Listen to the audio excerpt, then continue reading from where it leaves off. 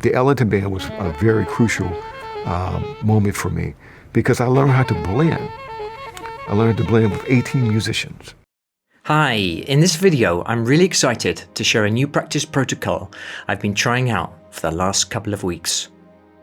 I think it can be hugely beneficial for some music students who are looking to level up their playing.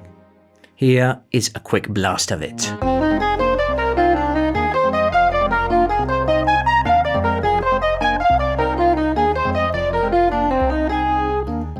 First of all, before we get to the actual musical segment of this video, I'd like to give you some background information to this productive practice protocol, as I like to call it.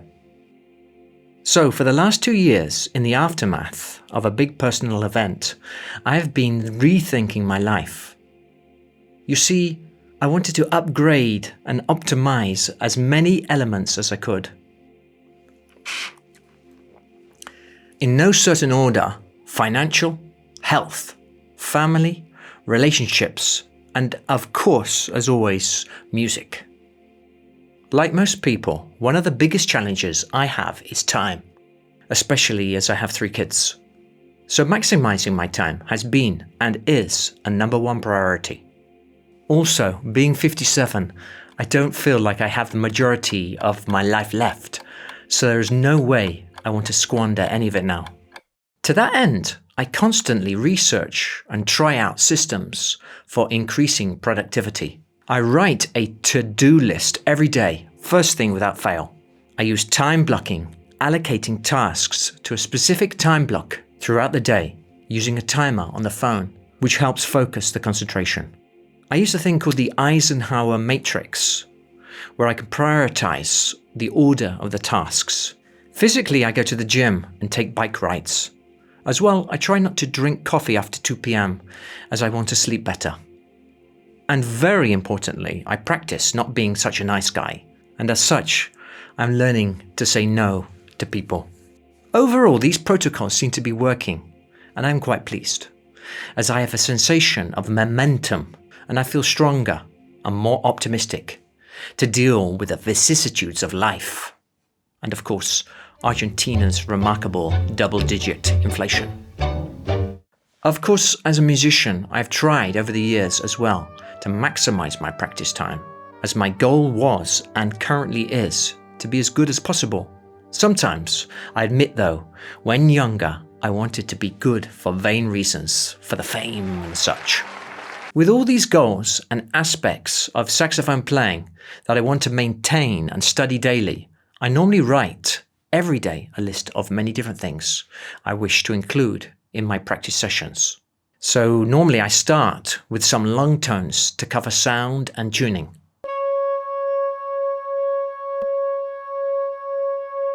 Then some patterns or licks for technique.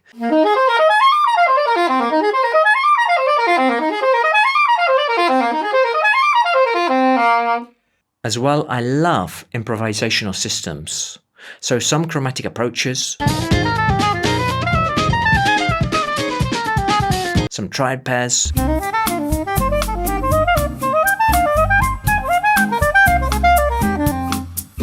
also I love Transcription, a great way to add new information and language.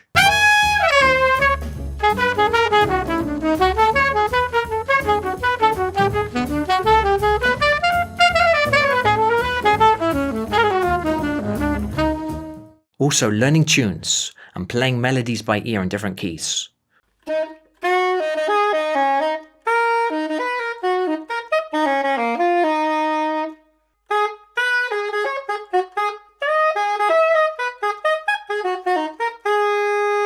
And of course, some open improvisation.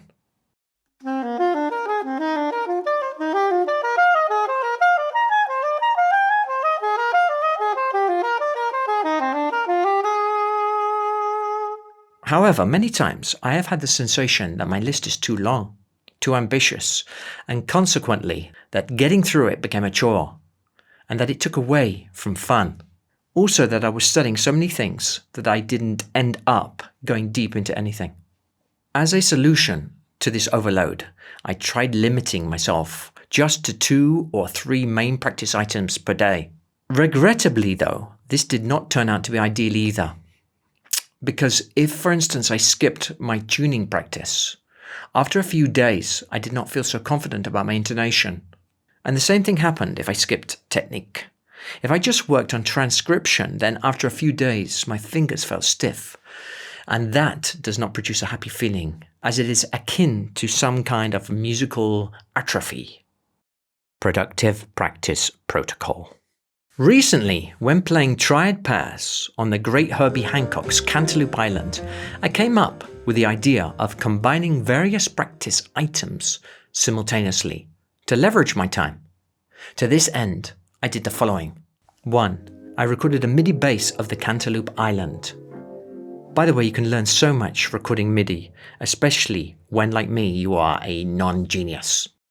2. I wrote some exercises for myself on top of this MIDI backing track that feature Triad Pairs. 3. I got a synth to reproduce the lines I had written. And 4. I started using this MIDI play-along every day as my practice protocol.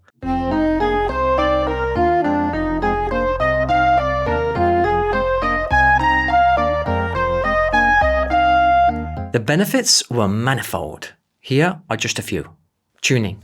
Practicing the triad lines with the synth gave me a reference to tune with all over the range of the horn, not just one note. Ear training.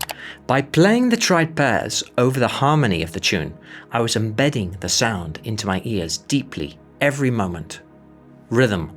Matching the rhythm of the synth was a great workout in itself, as I quantized the synth to be perfectly in time. Not to mention that I was practicing mixing eighths, triplets, and sixteenths. Blending in. The discipline of fitting exactly with the synth, the timbre, the volume, even attack, and the endings of notes. This meant no slurping up to the notes, no personalized extra vibrato, or fall-offs. Technique. The exercises I wrote were a great workout technically, as I pretty much used the whole range of the horn. Stamina. Playing the exercises with the synth from beginning to end increased my stamina, as I was committed to playing the whole exercise from beginning to end no matter what, like a performance, even if I made a mistake. To finish this presentation, I will demonstrate the 21 chorus play-along that I have been using for the past weeks. By the way, these exercises come from the Jazzduets Cantaloupe Island Triad Pair Masterclass resource. See the link in the video description for details. This first exercise features eighth notes in groups of 3. This produces a pleasing cross rhythm.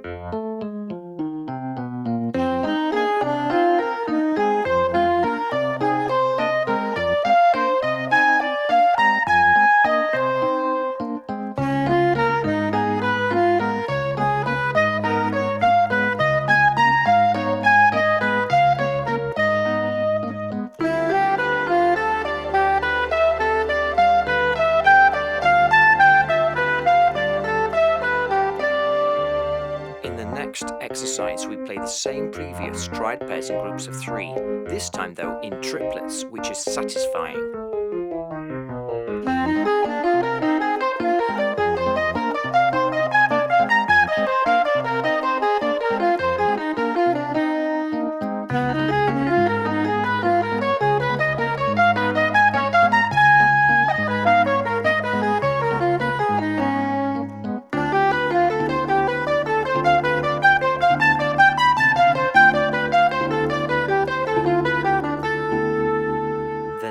Example is more invigorating, as the triad pair groups of 3 are now played at 16th notes. The result is quite exciting.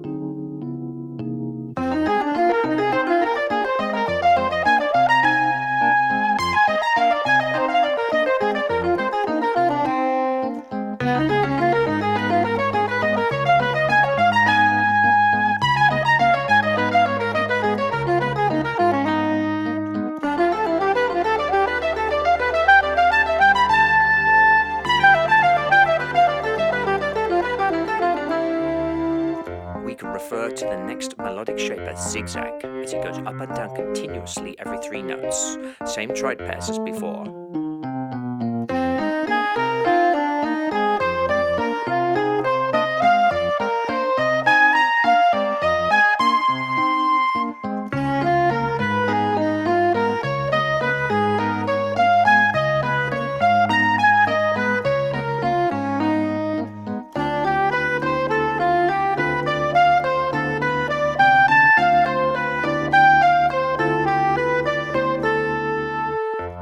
This next example features the same previous notes but sounds more energetic as the triad pairs are now played as triplets.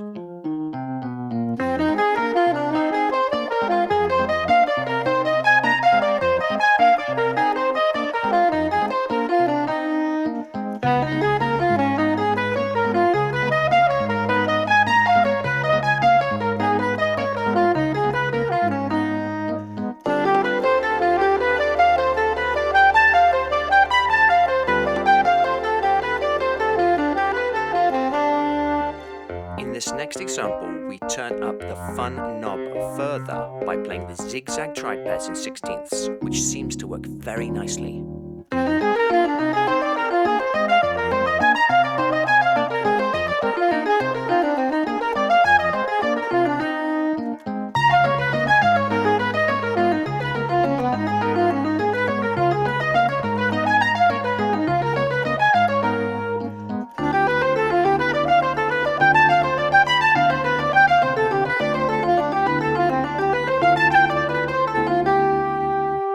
In this next example, each triad pair combination contains 4 notes. The effect is muscular, strong, and somewhat phlegmatic.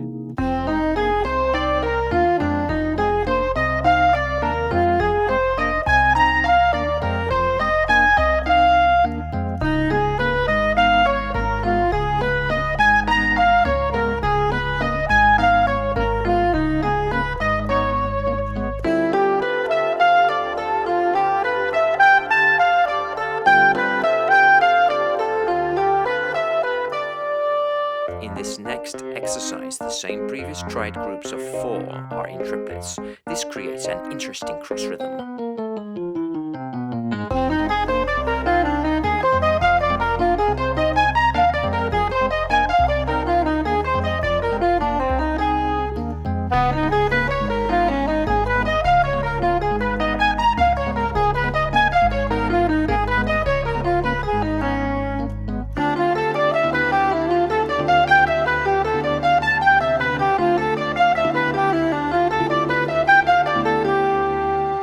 Now we hear the previous triad pairs in 16th notes. As the groups are in 4, this is quite a square sound. For that reason, the ends were modified.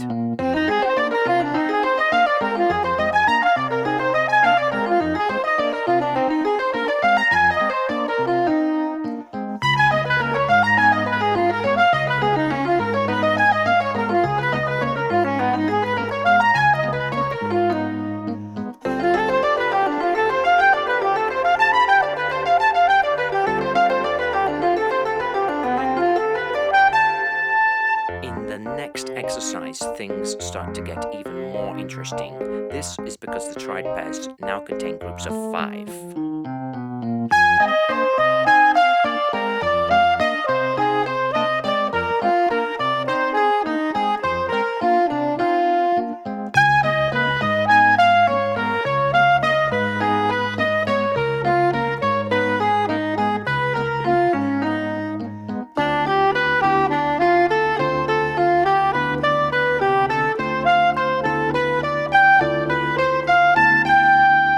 Previous groups of 5 are now played as triplets.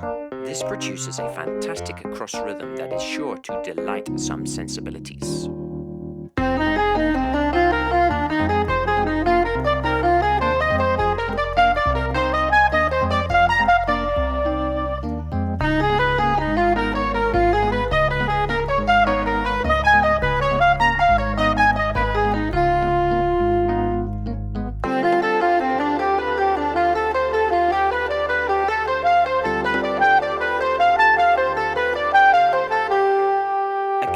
Turn up the fun knob. This time the previous triad groups of 5 are played in 16ths. A fascinating, mysterious sound ensues.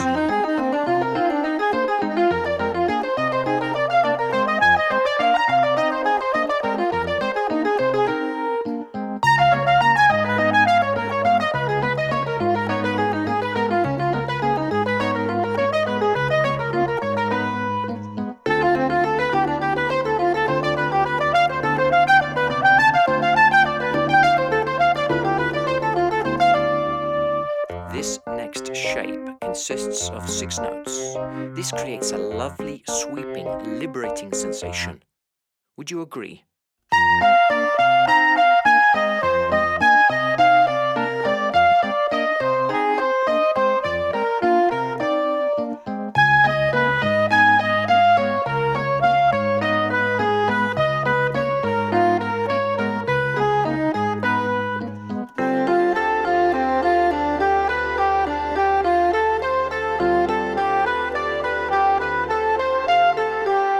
In this next exercise, the previous groups of 6 are now played as triplets. The repetition of this shape brings joy and comfort.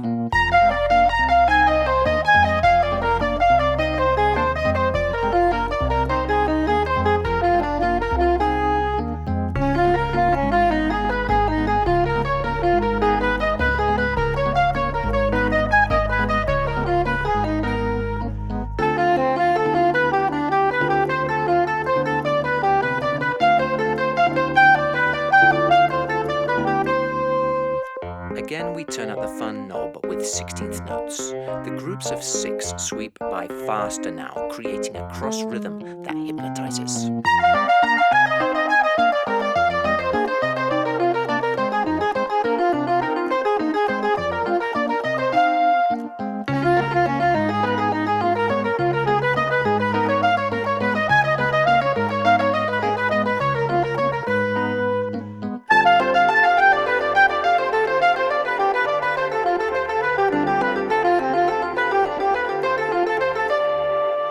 In the next exercise, we delve into fascinating groups of 7. This is achieved by summing subgroups of 2 plus 2 plus 3 together.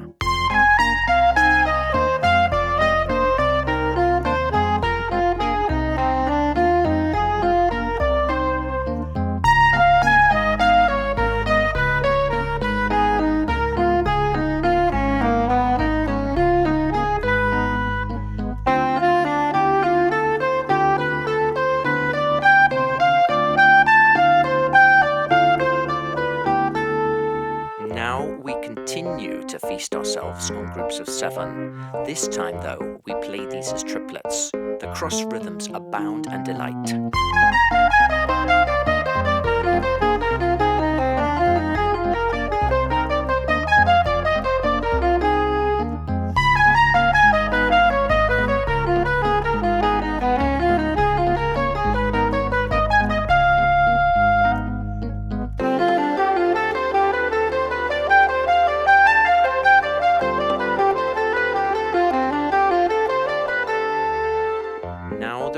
Groups of 7 are played at 16th notes. It is great preparation to sing these groups first.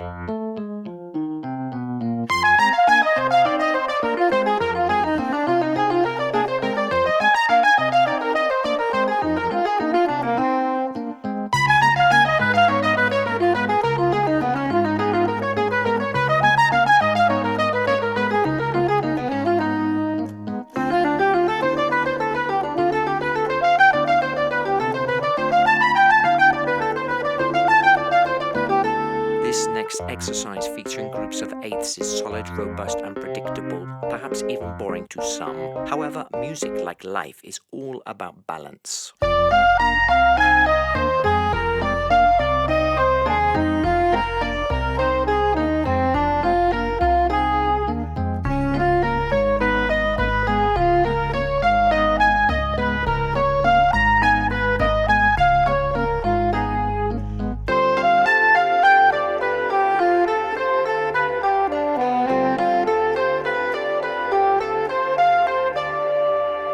Next, the previous groups of 8 are now expressed in triplets. This creates a wonderful soundscape and even some mystery.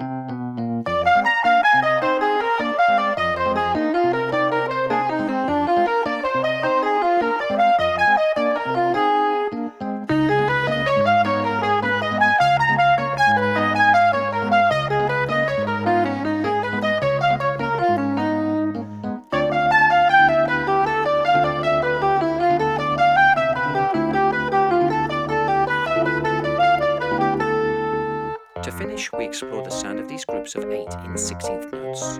The endings of the phrases have been varied on purpose, as variety is the spice of life.